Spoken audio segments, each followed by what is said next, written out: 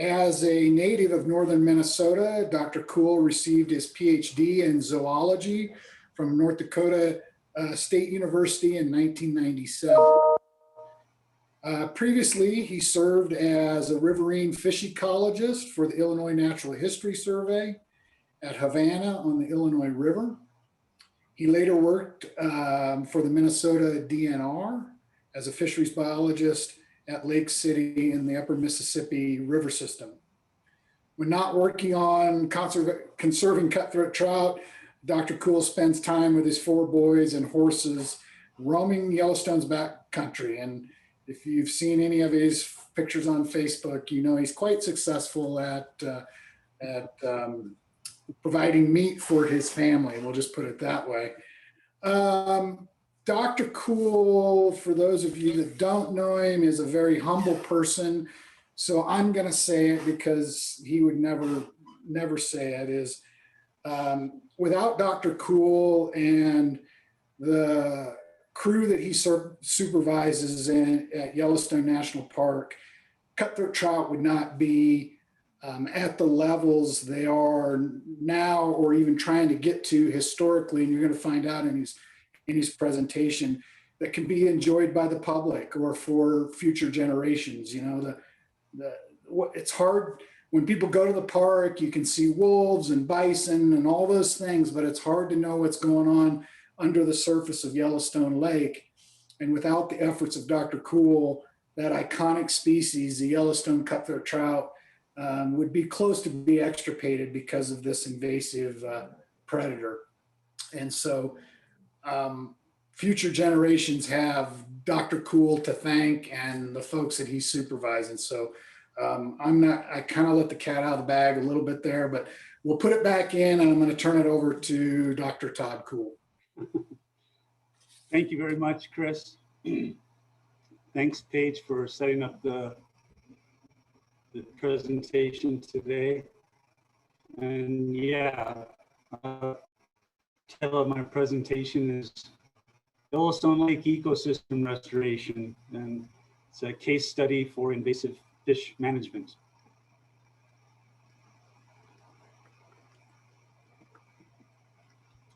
There we go.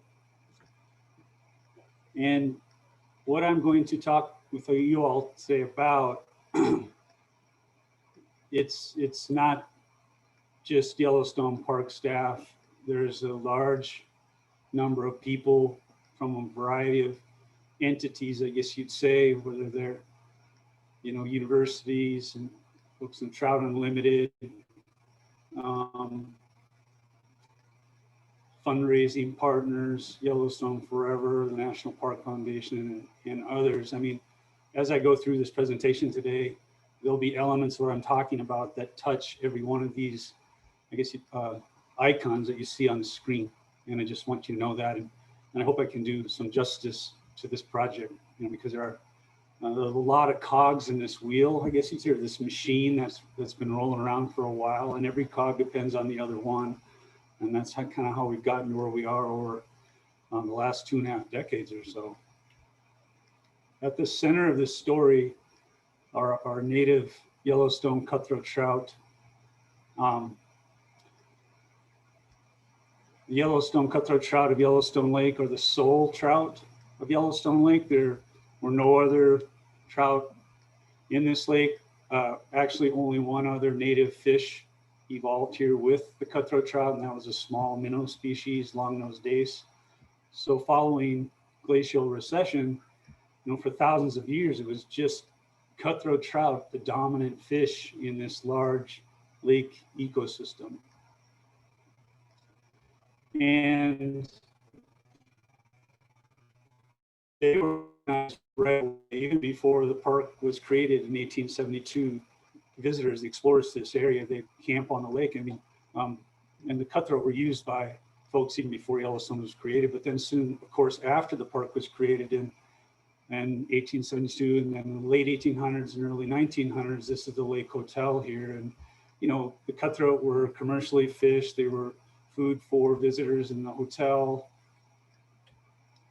There was a large, you know, hatchery operation that's set up on the shores of Yellowstone Lake that persisted until the mid 1950s, but cutthroat trout gametes were harvested from Yellowstone Lake spawning tributaries, eyed up in the hatchery, and then shipped by rail all over the country. And some of these fish went to other parts of the world. Unfortunately, of course, the hundreds of thousands of gametes that were shipped over all those years, in most places they went, these are specialists in their environment, these cutthroat trout. And so most places they went, they actually didn't persist.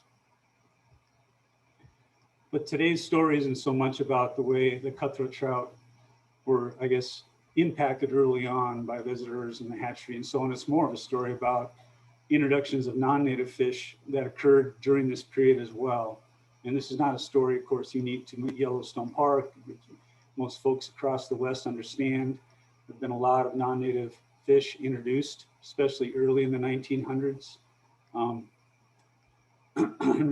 And of significance for what we're talking about today was a stocking of lake trout, and brown trout were included as well in the stocking. But in 1890, two large lakes in the upper Snake River in the southern portion of Yellowstone National Park, and this lake trout were introduced in 1890 to Lewis and Shoshone lakes in the upper Snake River.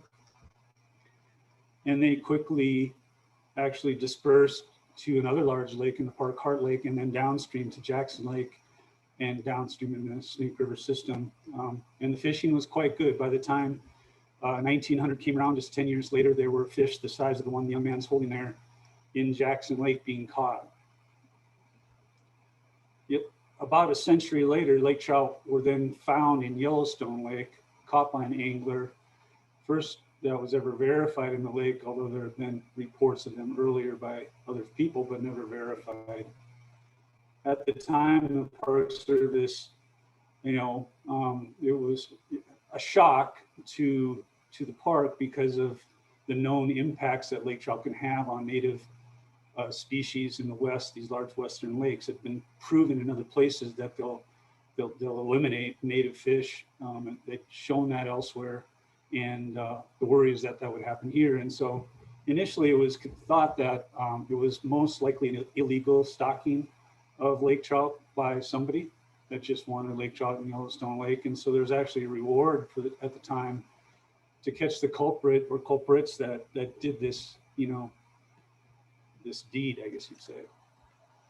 But in recent years, especially, looking at the way lake trout have been moving around in river systems elsewhere, and I'm mostly talking about in the Flathead River in northwest Montana, they've been shown to make long distance invasive movements in river systems and invade headwater lakes, such as the lakes in the western side of Glacier National Park.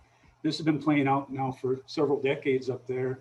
And so in recent years, we've just been thinking to ourselves, well, maybe lake trout just swam to Yellowstone Lake, and we wonder that because there is a natural water connection between the lakes that I was describing to you here on the map.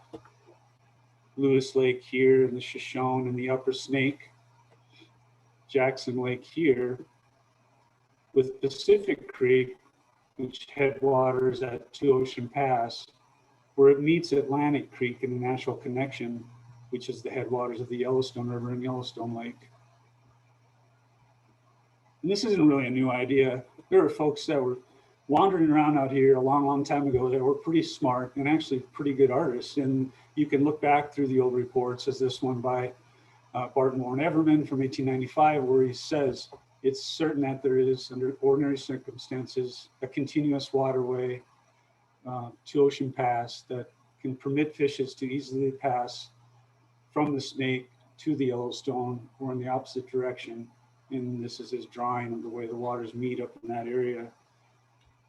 During a majority of the year, like when you're able to go back to that part of the world, it's after snowmelt runoff, after you can't access the area, the waters are too deep, the streams are too swift and fast to cross with horses or anything like that. So by the time you get back in there, everything's pretty dried out when you see it. But if you look during snowmelt runoff at the way this country looks, this is the upper Yellowstone River Atlantic Creek is coming in from the right side of the screen. Right here is where Atlantic Creek comes in. And the upper Yellowstone River in the spring, as you can see, is large water wall to wall. And on the lower right side of the screen here, this is the delta of the upper Yellowstone River where it joins the southeast arm of Yellowstone Lake.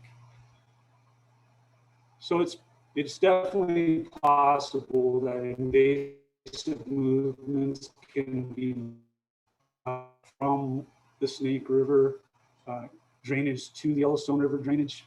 And it isn't so much about how lake trout got here essentially, but I guess more so going to the future that additional non-native species could maybe impact the lake. But for right now, lake trout, how they got to the lake doesn't matter. The lake trout are a huge impact on our native cutthroat trout. And why? They're highly predatory. They only live within Yellowstone Lake. They don't use streams during the majority of the year like cutthroat do for spawning. The lake trout spawn within the lake. They're deep dwelling within the lake, meaning that they can't be accessed by birds or bears or other predators that would otherwise be relying on them. And they're extremely long-lived compared to cutthroat trout. And they're also highly fecund. Each female that stays in the lake that we miss by our netting program, which I'm going to talk about in a second, can produce thousands of eggs in a given spawning period in the fall. So the impact of these lake trout has been significant. In this graph, there are cutthroat trout spawners in the blue line, beginning just after lake trout were discovered in the 90s. There's steep decline by the end of the 2000s, whereas lake trout abundance and biomass was basically an exponential growth through that period. And we were netting them through that period, but we were never netting them to the extent that we should have been to curtail population growth. And this is significant because here's the watershed of the Yellowstone Lake and the upper Yellowstone River Basin, all these tributaries around Yellowstone Lake, including the Yellowstone River down through Hayden Valley and so on. All the fish that use a majority of all these streams spend most of their year in Yellowstone Lake. So the impacts of lake trout on the Yellowstone cutthroat trout are not just within the lake. It's within this entire ecosystem, which is relatively huge.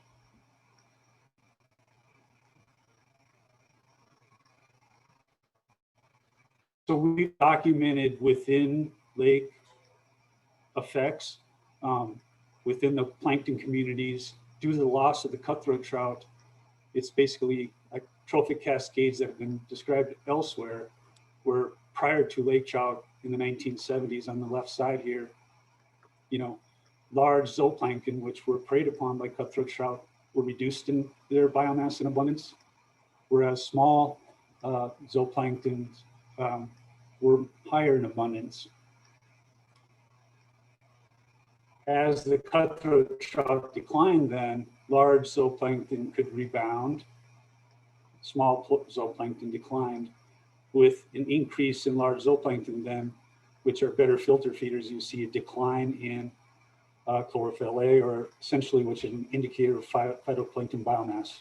And this is also, we see increases in water clarity in the lake. On the terrestrial side,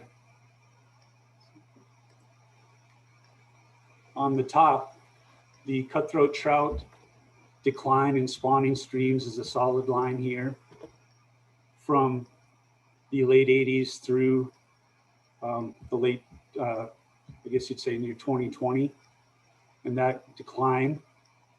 And the grizzly bears' use of these spawning streams, which mirrored the cutthroat trout. And in recent years, with our restoration efforts on Yellowstone Lake, have been rebounding. These other, charismatic wildlife, though, in the lake area, ospreys, for example, we're not seeing quite that response, especially in ospreys. So ospreys only eat fish. Ospreys were variable prior to the significant lake trout invasion, but then really declined. There were about 60 osprey nests around Yellowstone Lake around the year 2000 when it came to Yellowstone National Park, and they were common to see. but they declined within that decade to a point where now we only see about one osprey nest on Yellowstone Lake in a given year. The dashed lines here are nest success. So nest success, in other words, how many fledglings did they produce, also really declined, and that's been variable ever since. Eagles are an interesting story because when the cutthroat trout declined, they also, their number of nests around the lake declined, but then rebounded. And you can see the long-term decline in their nest success as well, which also rebounded. There's a reason for that, in that eagles can switch prey. They also can utilize carcasses and things like that in the lake area. So they're not only dependent on cutthroat trout. And so because of that, they were able to sustain relatively higher numbers of nests in the lake area. So the basic food web of the lake looks something like this, where before the lake trout invasion, cutthroat were basically at the center here, where they were, consuming zooplankton. They were the primary food resource for bears, otters, eagles, ospreys, and other colonial water birds in the Yellowstone Lake area, which nest on the Maui Islands of Yellowstone Lake. But after the lake trout invasion, now lake trout are using a large majority of these resources within the aquatic ecosystem. Lake trout prey upon the cutthroat trout, reduce their abundance. Lake trout also consume other invertebrates in the ecosystem, including amphipods. So these resources are tied up in lake trout, which are then not available to these higher terrestrial, and avian and terrestrial trophic levels. So what happens then is you see grizzly bears, not able to find cutthroat trout in streams, switching to killing and consuming more elk calves in the Yellowstone Lake area in the spring. When it comes to eagles, ospreys, the ospreys, as I showed, they basically were displaced and left the system. Eagles, pretty smart, right, too. And they can eat other things, and the problem is that they've shifted to where they're consuming swan cygnets, they're killing loons and loon chicks, which are both sensitive species in Yellowstone National Park. So you've got these indirect effects going on due to this lake trout invasion here within the lake itself, causing problems. So our hypothesis with this program is if we reduce the lake trout, that we're going to shift this thing back to maybe the condition of what it was, or at least to try and get to what it was before the lake trout invasion. And what are we doing to do that? Well, we're primary action taken out here are suppressing gillnetting the lake trout and removing them from Yellowstone Lake at a really, really large scale. Paige is going to show a video for us, I think.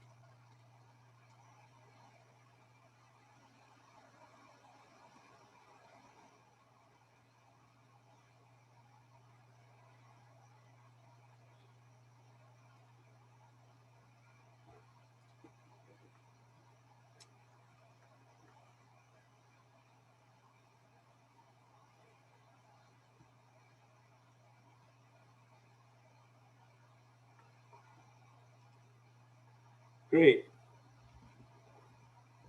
So our gill netting crews are on Yellowstone Lake from just after ice off in late May until towards the end of October. These are monofilament gill nets placed on the bottom of Yellowstone Lake, and they're set for 2 to 3 or maybe even 4 days at a time to capture lake trout. They're lifted from the lake using these hydraulic net lifters, and then the fish are picked from the nets by hand and by our crews. The crews are comprised of folks that come from basically coast to coast across the country. There are a lot of folks that have been involved in this program for many, many years. Our lead captains have been here a long time and do really well. Part of what we're doing as well, and I'm going to talk about this in a few more minutes, but we tag and track lake trout. And so they're showing surgeries here of lake trout implanted with tags that do, and then acoustic tags that will track through the summer. And we'll use those fish essentially to lead us to their friends. The dead lake trout are put back in Yellowstone Lake, dumped in deep areas of the lake outside of the depths that we net. You don't want to recapture those lake trout. And here, we've been conducting studies to understand how these lake trout decompose over time in the lake. And so this is a small ROV showing one of our dump sites there.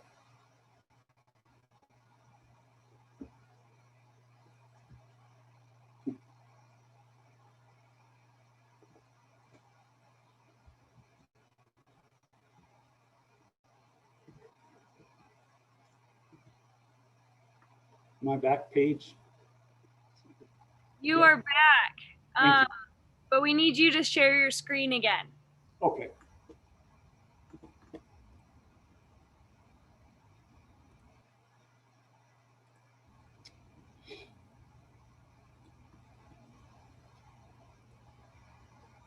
So the evolution of the netting program, hopefully you guys can see the screen here. Yeah, we can. From just after lake trout were found through, this past year or so, sort of the expansion of netting lake trout, lake-wide is what the colors on these maps are indicating. The original lake trout was found in the west thumb of Yellowstone Lake. So up here in the 1999 map is this regional lake here. And where our catches continue to be extremely high, as shown on the lower right graph here. But it also demonstrates the sort of the invasion of the lake trout or across the lake spatially over time. This is a graphic from our netting this past year. The different colors and the squiggly lines are the nets set by each of these large commercial vessels that work on the lake all summer long. The reason they're squiggly like that is because the nets are set in a serpentine pattern at depths to try and avoid the cutthroat trout. And the reason for the serpentine pattern of the nets is the lake trout follow the nets, basically. They'll contact the net and then follow it. And when you have corners in those gill nets, that's where you're going to catch the lake trout, or you most likely catch them. That's why the very squiggly lines that you see on the map here. But the bathymetry of Yellowstone Lake is also shown here. A large portion of this central basin is very, very deep, 300 to 400 feet deep, not in the type of habitat that we can net for lake trout. Where these lines are mostly shown are in depths that are probably 20 meters to 60 meters at the most. That's the range that we net at. In terms of effort, since 2001 through 2020 here, effort on the left side of this, which is in 100 meters of net per night. Around 2012 is when we really began to put quite a bit of financial resources into this program. It was at that time that Yellowstone Forever, the foundation that supports our program in the park, began donating $1 million a year to this effort. And we really ramped up the effort to a point where we're between 90 and 100,000 net units in a given season. We have targets for our netting, which are shown over here on the right, which we've been exceeding now for many years. But just in plain terms, in each given year, we're setting and retrieving about 6,000 miles of net, which is a lot of net. It's enough net to reach from Yellowstone Park to somewhere in Italy. It's a lot of net. Our catch looks like this, which are the bars shown here, and the number of lake trout shown on the left axis here. The gray is the catch in our small mesh nets. The white are the catch in our large mesh nets. So small lake trout, essentially, large adult lake trout, essentially. Our catches continue to be dominated by young lake trout. The black line through here is the catch per unit effort. And that's sort of a way to standardize the catch across time. So after it peaked in 2011, just before we started putting a lot of effort into this program, at least the effort that we're at now, it has since declined and relatively stabilized. Our lake trout estimated abundance is shown here. And these are estimates created by population modeling. And there are 3 age groups of lake trout shown on this graph. Age 2 is in red, the young fish, mid-age fish in white, age 3 to 5, and then the large adult lake trout in black.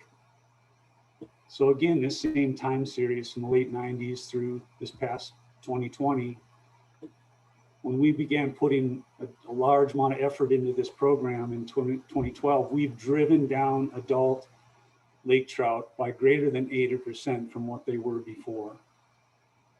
Similarly, the mid-age lake trout 3 to 5 have been variable, but also been driven substantially down. Our issue is the young recruiting lake trout age 2 in the red line, where you can see has been variable and has yet to really significantly decline. Those are our challenge, it appears. So our catches continue to be dominated by young age 2 lake trout. For example, this past season, we caught a total of about 326,000 lake trout, of which over 280,000 of them were young fish like this. So that's a lot of fish being picked from gillnets, fine mesh gillnets. So we're working on ways to address this recruitment issue.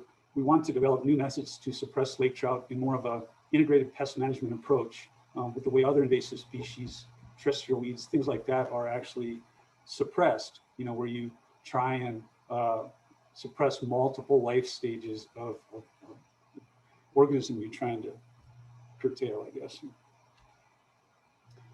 Lake trout spawn within the lake in mid-September to late September. They broadcast spawn over rocky, angular cobble is the best habitat for them like this.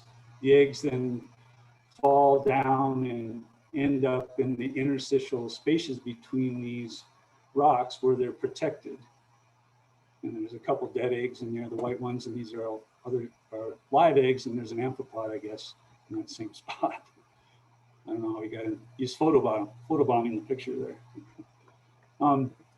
But to work on these spawning sites, you have to know where they are. We've spent over a decade, I think now, about a decade, doing telemetry of tagged lake trout that we showed in the video there, acoustic telemetry to try and nail down all the areas that they might be spawning. We've verified 14 areas that we've found eggs, and we know that they spawn. We're sure there are many others that we have not verified, as shown by this map here, where the cross-hatched areas shown on the map are verified areas, and then the open spaces like near the north are just suspect due to lake trout congregating in these areas during the spawning period in the fall. But of the 14 areas that we know of, and we've delineated them, their outer boundaries, it represents only 0.03% of the total lake surface area.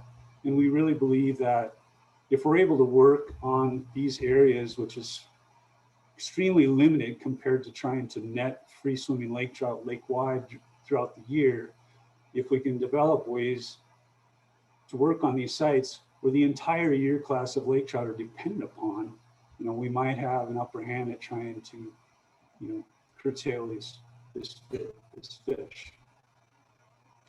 We began by doing a lot of different things, but when we really started having an impact, and I say that because we were electroshocking, we were suction dredging with a vacuum underwater. We were doing a bunch of stuff that, had promise, but when we started to have an impact, when we just started taking the lake trout themselves and dumped them right on top of the spawning sites to kill the eggs. And so we call these zombie lake trout, at least I do. And the zombie lake trout do a really good job of causing decomposition, organic decomposition, which in turn then removes the dissolved oxygen from that area. And the low dissolved oxygen then kills the lake trout embryos in the substrate below. We also been grinding lake trout carcasses, shown here, this grinder on the side of the hammerhead. This is all lake trout parts out here drifting down into the lake. And it turns out that you really don't have to have complete coverage of the substrate to kill all the eggs, or at least kill a lot of them. Our issue is that we run out of lake trout carcasses in the fall. And so we developed organic pellets to do the same thing, essentially to induce organic decomposition and kill the lake trout eggs. And really, it doesn't take a large number of pellets to kill all the eggs. We learned from doing these studies. In the last 2 years, we've been applying these organic pellets, which are soy and wheat gluten pellets, and doing full site treatments of a site in the west thumb of Yellowstone Lake, shown here, Carrington Island. This is all the verified spawning sites in this map.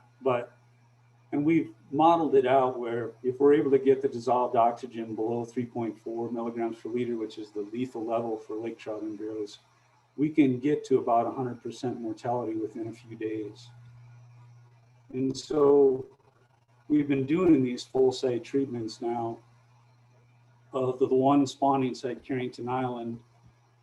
And we know for a fact that our first site treatment in fall of 2019 eliminated all recruitment from Carrington Island the spring of 2020. And we hope to move forward with additional full site treatments like this in the coming years.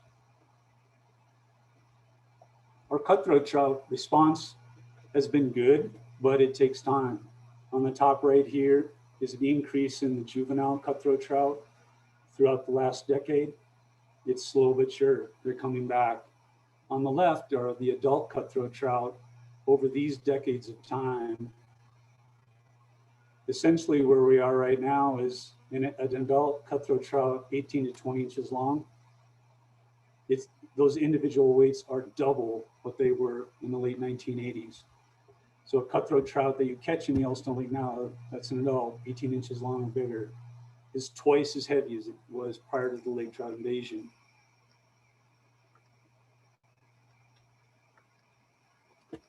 So this is Atlantic Creek in the Teton Wilderness, Wyoming, and I showed it to you on that earlier map that I showed. And I want to show you the return of the cutthroat to the stream. And Paige, I'll fire up the video.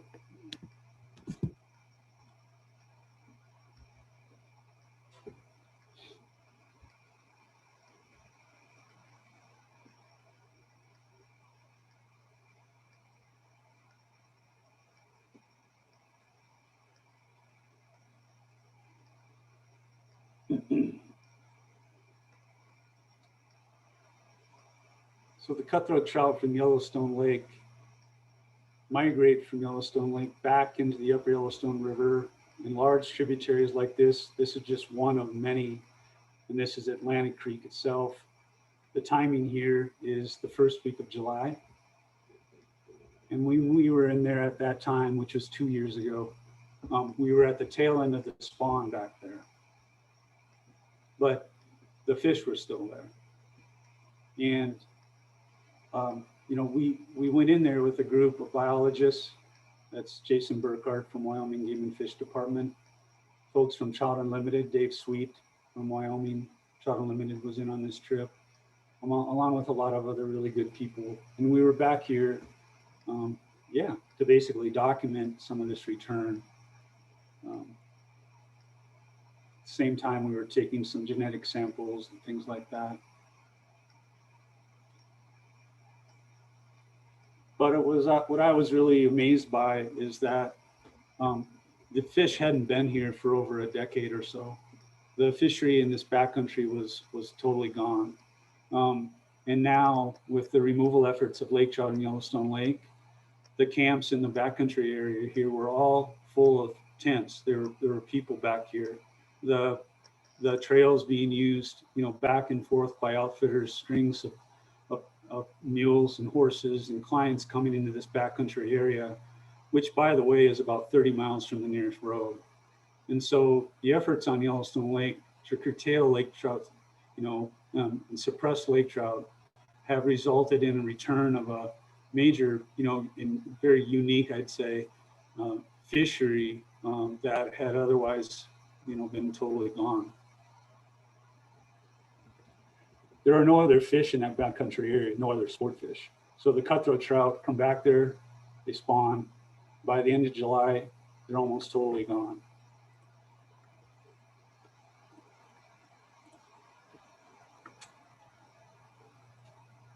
Okay. Just a couple more things I'd like to share.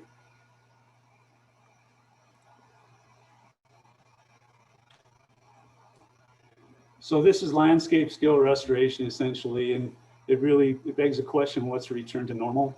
Because the lake trout threat is always going to be here, at least with the technology that we have now to suppress them. And it's a very expensive effort. I mean, we're pushing $3 million a year here to suppress lake trout, and the questions are constantly out there, like, can we eventually get to a point where we reduce netting effort? I just want to share with you what some of that, even, you know, how you even go about that through population modeling. We can forecast into the future, given a certain level of effort, which on the top graph is shown here. The level of effort we're at now, 90,000 units of effort. We predict that we're going to reap our abundance goal for lake trout, which is the red line, 100,000 fish within 2 to 9 years. Okay, there's uncertainty around all these estimates, and so that's where we are, given the level of effort we're at now. So if we wanted to reduce our effort by, for example, eliminating one of the boats and crews on the lake, this is the bottom graph here now, which would reduce it to 75,000 units, and see what happens then to our predicted time to reach our goal. It ranges from 3 to 16 years. And if we were to eliminate 3 of the boats and drop to, say, 50,000 units of effort, with the uncertainty in this modeling, the reality is that we maybe will never reach it. It's a problem. But these are the kinds of efforts, or I guess you'd say scenarios, that we work with to try and understand each year, you know, how can we be more efficient? How long will it take for us to reach our goals? When can we cut back on the expensive netting program, and so forth?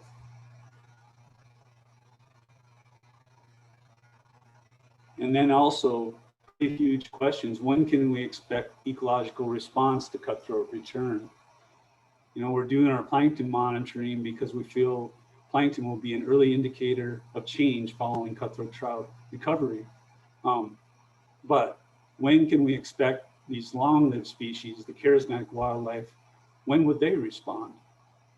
I mean, let's face it, you know, there's some learned behavior going on here, right? And I'm pretty sure most of the eagles in Yellowstone Lake, they're going to live longer than I am down there, right? And so when would we expect that eagles, ospreys, grizzly bears would, you know, shift back to a situation which was prior to, or at least during the early stages of the lake trout invasion? And these are things we just don't know. What might be the unintended consequences of some of these actions we're taking?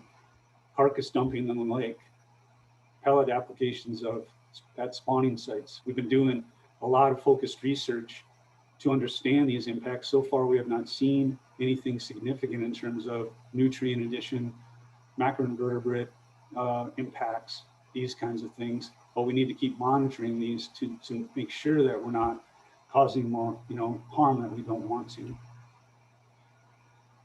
There are other stressors on cutthroat trout out there. Whirling disease, which was discovered in 1998 in Yellowstone Lake, and, you know, drought and potentially eventually climate change induced drought. Whirling disease, in Yellowstone Lake on a given year, about 10 to 15% of the cutthroat trout swimming freely around Yellowstone Lake and appearing healthy, they are carrying whirling disease with them. It's still there, it persists in the ecosystem. And the question is, will there be a time when it does more harm than it is now? We don't know. Or drought, you know, the Yellowstone Lake is considered a very stable place for the future of cutthroat trout facing a climate, you know, climate-induced change. But we do see that during low water years, years of low runoff, even though cutthroat trout can access tributary spawning streams to spawn, by midsummer, they become isolated from the lake, as shown here by this beach across the bottom end of which is really a fairly large, it's Columbine Creek, it's a very large spawning tributary on the east side of the lake. So then you'd have stranding of fry in these tributaries on drought years. And then of course, impacts to cutthroat trout recruitment as a result of that. Unfortunately, in August of 2019, our netting crews pulled up a live Cisco, not native to Yellowstone Lake, not native anywhere in the West. It was an age 3 female discovered in August of 19. We did otolith microchemistry work and determined that this fish was actually, it was born in the lake, and meaning that it has parents in Yellowstone Lake. It has probably thousands, if not tens of thousands of siblings out there. Cisco are a pelagic species, and what's unfortunate about this is that they are preferred prey of lake trout in their native range in Minnesota and the Great Lakes and Canada and places like that. The only way that this fish got to Yellowstone Lake was by a human bringing it to the lake. And whether it was an intentional introduction by someone, or it was brought in as bait fish and just dumped in the lake and a large number of fish survived somehow, we don't know. But we do know that Cisco will directly compete with cutthroat trout for the same food resources in Yellowstone Lake if this population does expand. And so it's a serious concern for us. We've also recently learned of this microplastic that have become dominant in our news, and really hadn't documented microplastics from anywhere in Yellowstone up until this recent couple of years. And it turns out it's quite prevalent in Yellowstone Lake.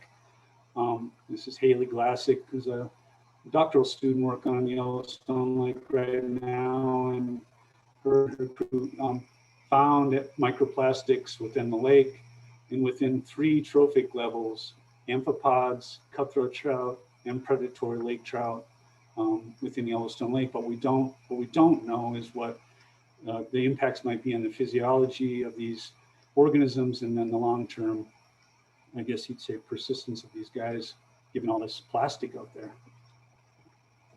So just to summarize for y'all, just hit on a couple of main points here, and that's, a predatory fish invasion resulted in cascading interactions within the aquatic ecosystem and then across to the avian and terrestrial ecosystems, and those were pretty strong interactions.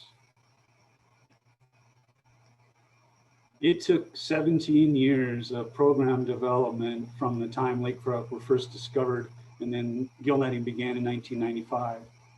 It took 17 years to get the program to a point where we were putting enough effort on the lake to then drive the lake trout population into decline.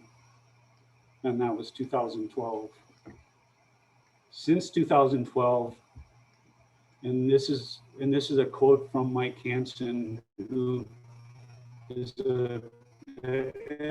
on lake trout, and he's on a scientific review panel for our program, which is actually meeting this week here, and they provide us guidance on how to be better every year. And Mike said lake trout have been harvested at a rate greater than anywhere else on Earth every year. We've reduced the lake trout adults by greater than 80% over, since 2012, but their ability to recruit H2 fish remains strong. They're highly resilient, and we will continue netting with the hopes that if we reduce this adult population further, we can curtail some of that recruitment.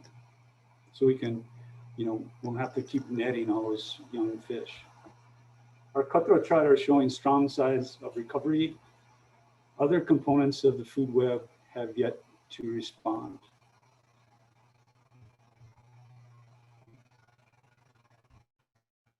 The last thing I'd really like to emphasize is that, the crews that have been coming to Yellowstone Park in the, the 20 years that I've been here, this is what drives everything that I just presented to y'all.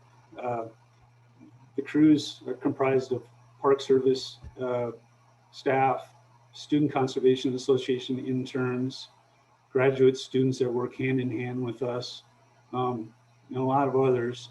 I tried to add it up this past year, how many seasonal staff have helped us in the last 20 years. And this would include the contracting netting crews that are out there as well. And it approached nearly 500 people. And so this is what makes this happen. And I just want to make sure. Appreciate that all very much.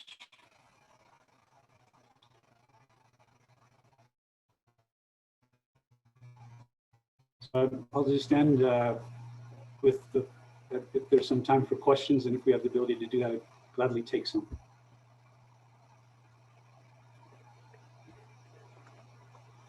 Yeah, Todd, it looks like you have some questions in the chat. So we could start off with Colleen. Do you want to ask your question, or do you want me to? I can. Oh, yeah, you go ahead. Go ahead and well, are the bears coming back to use the fish in Two Ocean Pass?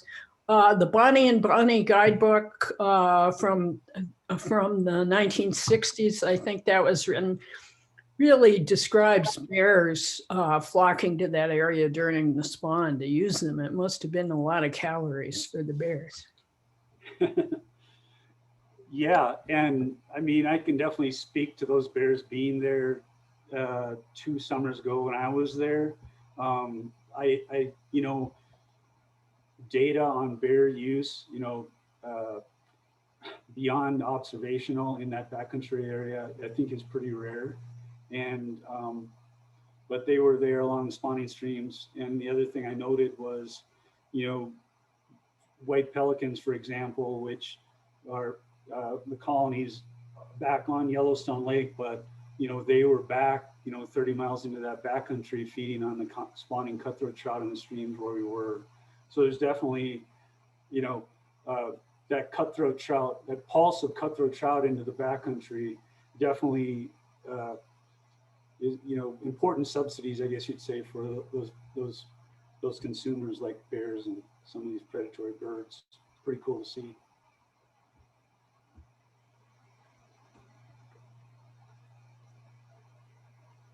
Katie, would you like to ask your question? Okay. Oh, I see it. I actually Yeah. see it. Okay. The question is, are we concerned that the targeting of our lake trout embryos on spawning grounds may be encouraging the survival of lake trout that can avoid that targeting? I think, and so I think what Lynn's asking there is, are we encouraging straying from primary spawning sites? You know, are we causing strain of fish that would otherwise spawn there to then use other unknown spawning areas in the lake, you know, where we don't know where they are, and then, you know, and then making the things worse for ourselves? And it's a great question. And I should have made this clear, but those treatments of the spawning sites, we do the treatment after the spawning period is over in October. So the adult lake trout are gone. They've left their eggs on the spawning site. We then treat it and kill the eggs. Within a few weeks, then the material is dissolved and washed away. And by the following year, then the site is pristine again and can be used by any lake trout that show up there. And so it's actually not the treatment of our spawning sites with material after the spawn that we're so worried about. What we have done over decades of gill netting these spawning sites, aggressively gill netting spawning sites, beginning in the late 1990s, but especially the last decade, you know, that action definitely has caused strain of adults to pioneer other sites. But it would be hard not to gill net those sites because we catch so many adult fish doing that. But there's definitely trade-offs in all that. And I'm sure we've contributed to the spatial expansion of lake trout across the lake because of our actions on those sites. Yep. There's another question I see. How many lake trout have been removed? I should have said that, 3.65 million. 3.65 million as of this past summer. What age did the lake trout begin spawning? So the males we start to see mature males around age 4 and females at age 5 or 6. And that's not all of them of that size or that age, but that's when they begin. And by the time they get, to 6 or 8 years old, that's when you're going to start to see more of the majority of the population spawning out there, which is why we focus a lot of effort on removing those large fish. But right now, to be honest with you, a majority of the gametes that are spread across the Yellowstone Lake in a given year are actually our fish that are like 4 and 5 years old, because there's so many of them compared to the older adults, which we've netted down.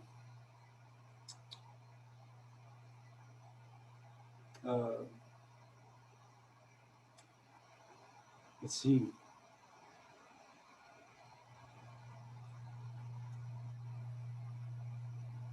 Oh, there's a question if we have been aware of any changes in the life history of the lake trout. It's a great question. So when you exert fishing pressure on a fish population like we are for lake trout, there you can expect to potentially see shifts in their age at spawning, for example, and things like that, age at maturity. All the data we have suggests these lake trout have always been spawning at the ages that we see them spawning at now. But we've always pretty much been fishing these lake trout as well. I think in places where they're not exploited, lake trout probably begin spawning at a lot later age than they do on Yellowstone Lake, probably 8 to 10 or more. But here we've always seen them maturing at 4 for males and maybe 6 or so for females. So we have not seen that shift. Are Cisco a major concern for competition with cutthroat? Or is it more of a concern that they will help the lake trout rebound? These are great questions. It's both. No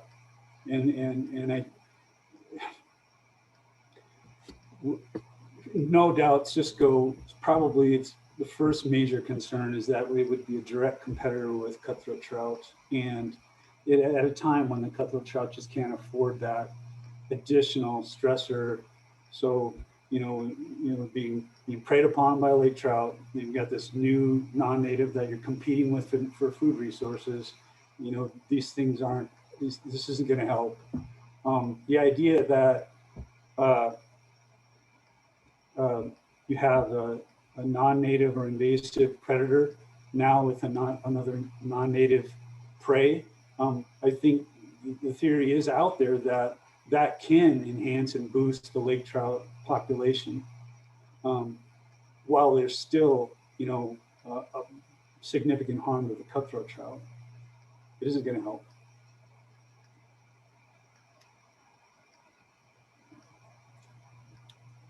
Okay. I think I've hit the questions in the chat. Is there any more that I could help anyone with? I see we're at 1 o'clock here, so.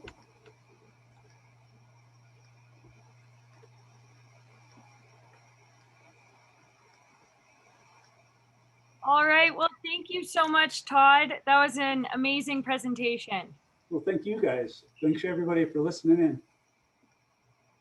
All right. Appreciate it. I'll see you again soon then.